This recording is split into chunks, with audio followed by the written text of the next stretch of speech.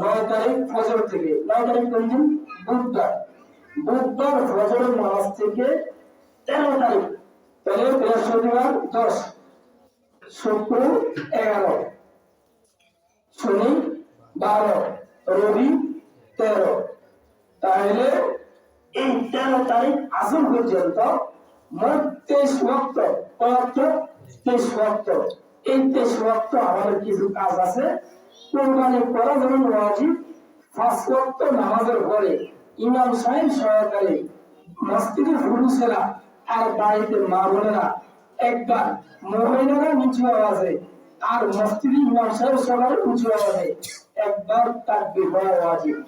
একবার তাকবীর পড়া ওয়াজিব। আল্লাহু আকবার, আল্লাহু আকবার, লা ইলাহা ইল্লাল্লাহু, আল্লাহু আকবার, আল্লাহু আকবার, ওয়ালিল্লাহিল হামদ।